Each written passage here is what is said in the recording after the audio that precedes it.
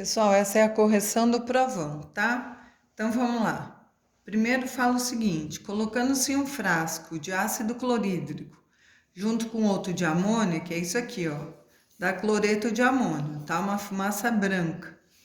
Essa experiência é um exemplo de síntese, porque de 2 virou 1, então é a adição, ok? Então letra A. Segundo exercício, ele te dá algumas reações, algumas equações químicas e pede para você falar quais são. A de deslocamento, a de dupla troca, você não saberia, mas por exclusão você consegue fazer. Então é a letra D. Essa é deslocamento, ó, que o zinco desloca o hidrogênio, tá? Essa aqui é a adição, né, ou síntese. Essa aqui que é dupla troca, que vocês não saberiam.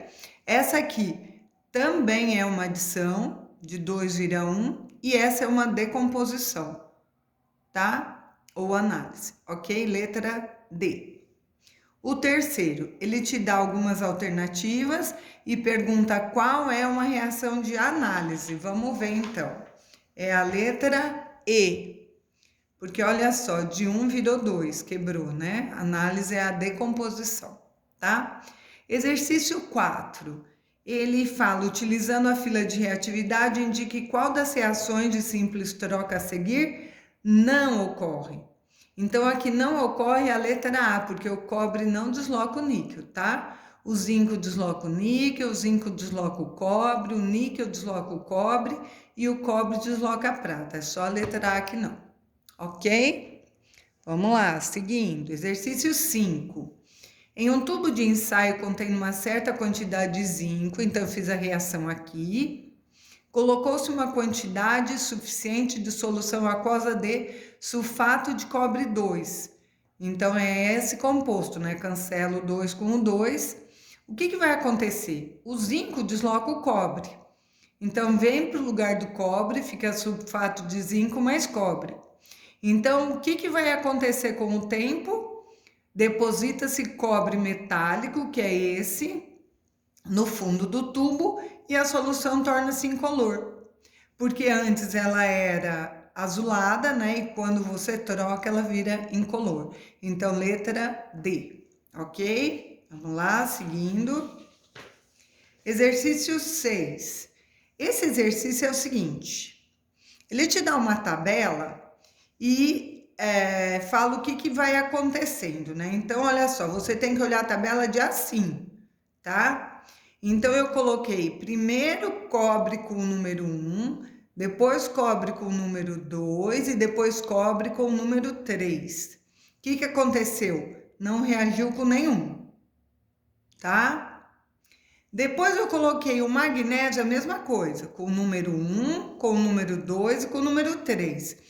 Então, com o número 1 ele reage, porque o magnésio desloca o cobre. Com o número 2, 2 magnésio não reage. E com o número 3, magnésio desloca zinco, reagiu, beleza. Aqui, com o zinco. Zinco com cobre não reage, desculpe. Zinco com magnésio não reage, zinco com zinco não reage. Então, ele quer saber em ordem crescente a reatividade de cada um. Então, de acordo com isso, quem reagiu e quem não reagiu, você monta. Então, percebam que o último seria o cobre, porque ele não reagiu com nenhum. O primeiro seria o magnésio, porque de 3, 2 ele reagiu. E o intermediário seria o zinco, porque de 3 ele reagiu com um só. Então, é a letra B. Cobre, zinco e magnésio. É crescente, tá? Do menos reativo para o mais reativo. E o último, ele fala o seguinte: tendo por base essas informações aqui, tudo isso, coloque em ordem decrescente a força do redutor. Isso aqui, ou você poderia ler e ver cada um deles, né? O que está acontecendo, ou então ir direto para a fila de reatividade. E aí você vai ver que a fila seria essa. O sódio é o mais reativo que o magnésio, que o ferro, que o cobre, desculpe, do que com a prata, tá? Mas poderia se ver por essas anotações que eles fizeram aqui, ok? Espero que eu tenha ajudado.